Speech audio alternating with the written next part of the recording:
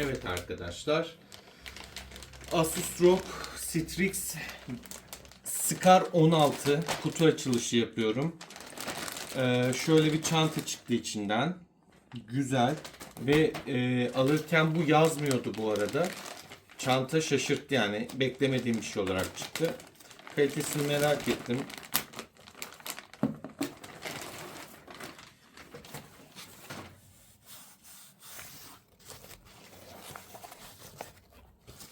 Destekli. Gördüğünüz gibi Republic. Bayağı büyük bir çanta arkadaşlar. Şöyle içi de haznesi çok geniş.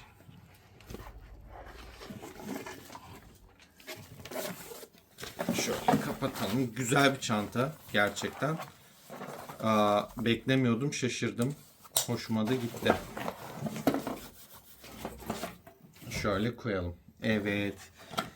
Esas diğer içeriye gelelim. Kutumuz bu şekilde. Şu yanlarda bir şey olduğunu zannetmiyorum. Korumak için yapıldığını düşünüyorum. Evet. Şimdilik şunu kenara... Evet. Esas kutu açılışımızda geldik.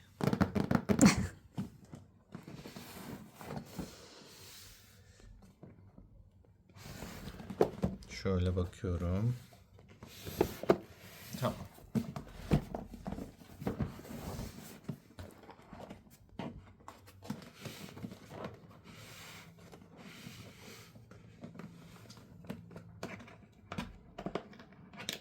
Tutma yeri takıldığı için şöyle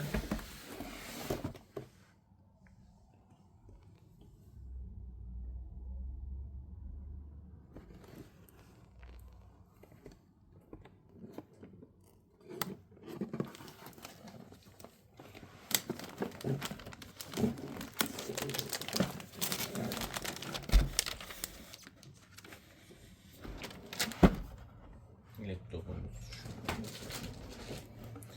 İçeriye bakalım.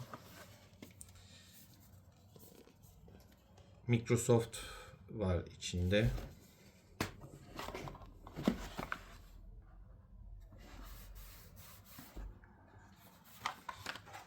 Burada büyük ihtimal kullanım kılavuzu, garanti vesaire olduğunu düşünüyorum ki evet.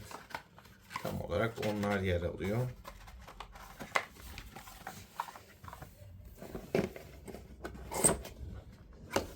Burada adaptörümüz mevcut. Bakın burası da çukurlu. Şöyle büyük, ağır. Gerçekten bayağı ağır bir adaptör. Böyle bir canavara da mecbur. Biliyorsunuz canavarları beslemek zor arkadaşlar. Bu tarafa baktığımızda bu taraf boş çıktı. Orta alanda zaten bir şey olmaması gerekiyor. Onu bakayım.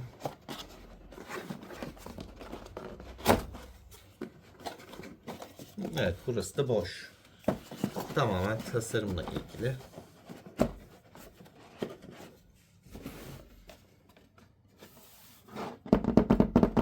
Kutusu çok kaliteli. Şimdi geçelim canavarımıza.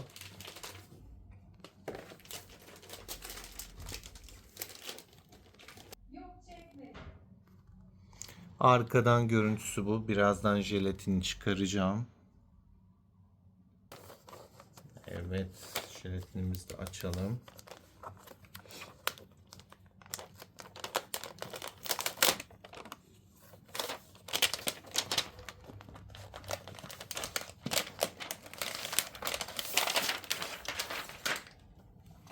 Arkası, yani altı daha doğrusu. Şöyle.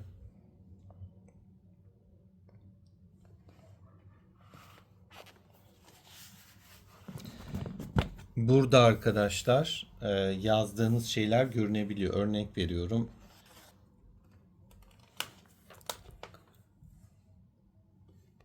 Fenerbahçe yazarsınız. Fenerbahçe olaraktan led şeritler burada. Bakın burada da detay yer alıyor. Şöyle göstereyim.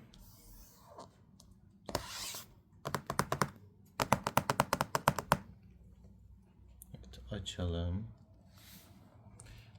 Ağır bu arada gerçekten kaldırması.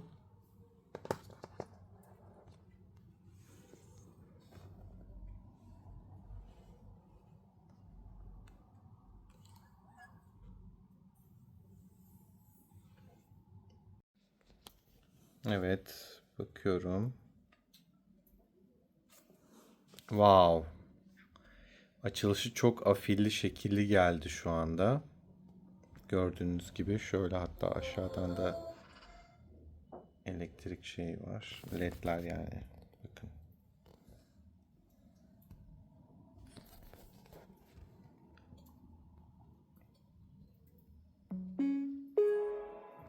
Bahsettiğim arkası da bu şekilde. Gördüğünüz gibi. Buraya istediğiniz yazıyı siz yazabiliyorsunuz. Şu an açılışta bu şekilde geldi. Renk tonları falan gayet canlı.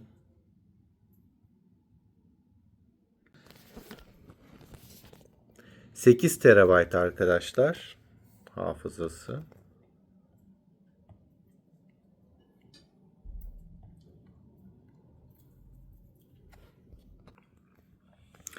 ...8 TB'ın 7.45'i boş haliyle, yani 7.45 olarak geldi. Ekran kartı 24 GB. İçinde 5090 var arkadaşlar. Nvidia GeForce 5090. RAM 64 GB. İşlemcimiz Ultra 9 275HX. Evet, kutu açılışımız sonlandı. İzlediğiniz için teşekkür ediyorum.